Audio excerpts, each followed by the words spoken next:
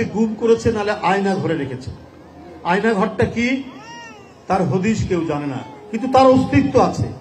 অর্থাৎ শেখ হাসিনার বিরোধীদেরকে কোনো নিঃশ্বাস প্রশ্বাস নেওয়ার জায়গা ছাড়াই একটি কালো অন্ধকার ঘর যেখানে বন্দী করে রাখা হয়।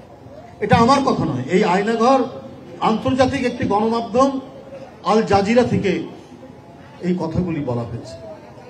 তখন আমরা জানতে পেরেছি যে আমাদের উপর জুলুম, আমাদেরকে দিনের পর দিন রিমান্ড, আমাদেরকে কথায় কথায় কারাগারে নিয়ে যাওয়া, এর বাইরেও তিনি কত যে অন্যায়, কত যে অত্যাচার, কত গুম, কত খুন, কত কিছু অপরাধ করেছেন তার কোনো শেষ নেই।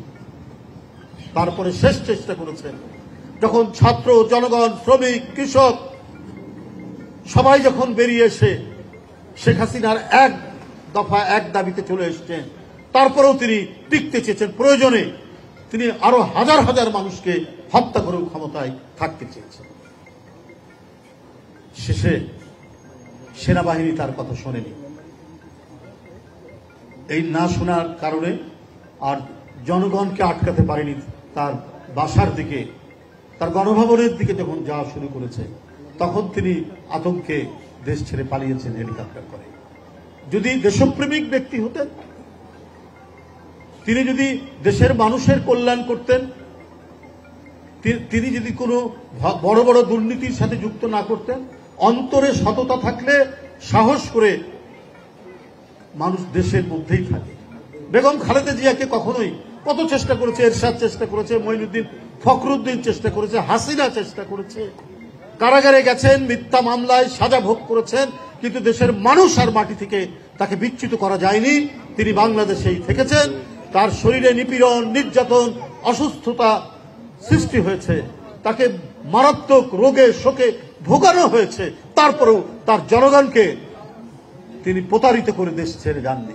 এটাই হলো দেশপ্রেমিক নেতা নেত্রীর বৈশিষ্ট্য, যেটা বেগম খালেদা জিয়া রচনা করেছেন, তৈরি করেছেন। শেখ হাসিনার অতীত ইতিহাসও পালানো, এখনো তিনি পালিয়ে চলে গেছেন। কারণ এত অন্যায় করেছেন,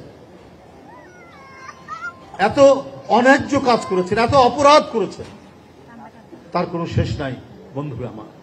তাই আজকে জনগণের দাবির মুখে একটি ভয়ঙ্কর দুর্বিনীত একজন মহিলা ফেরাউনের পদত্যাগের পরে যে স্বস্তির বাতাসটা বইছে, এটা নিশ্চিত করতে হবে অন্তর্বর্তীকালীন যে সরকার, তাকে আপনাদের দুর্বলতার সুযোগে বা আপনাদের ভালো মানসিকতার সুযোগে ওই পরাজিত স্বৈরাচারের লোকেরা যেন কোনোভাবেই প্রতিষ্ঠা না পায়।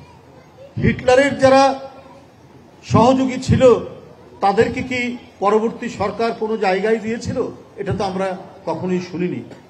কিন্তু আমরা এখন দেখতে পাচ্ছি কেউ কেউ কদিন আগেই বলেছে শেখ হাসিনার সাথে সংলাপ করা দরকার, দেশে একটি স্থিতিশীল। কেন হিটলারের সাথে কি সংলাপ করা যায়? দ্বিতীয় বিশ্বযুদ্ধের পরে যে ঘটনা হয়েছে তার সাথে কি সংলাপ করা যায়? আবার কি আমরা ইয়াহিয়া খান, টিক্কা খানকে ডেকে নিয়ে এসে তার সাথে সংলাপ করব? আমরা তো সেটা করতে পারি না। এই বলা লোককে আপনার শিল্পকলা একাডেমির ডিজি বানানো হয়েছে, কি যেন নাম, সৈয়দ জামিল আহমেদ। তো এগুলো হচ্ছে কেন? আজকে তিনি কয়েকদিন আগে বলেছেন যে পালিয়ে থাকা রামেন্দু মজুমদার, নাসিরউদ্দিন বাচ্চু, এদেরকে নিয়ে আসা দরকার।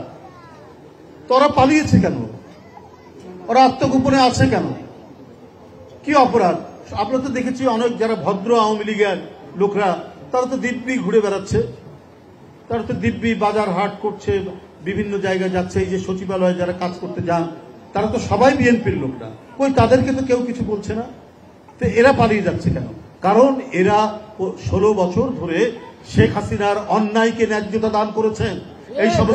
এই সমস্ত নাট্যকার, এই সমস্ত আপনার সংস্কৃতিজীবী, এই সমস্ত তথাকথিত বুদ্ধিজীবীরা, তারা এই কাজটি করেছে।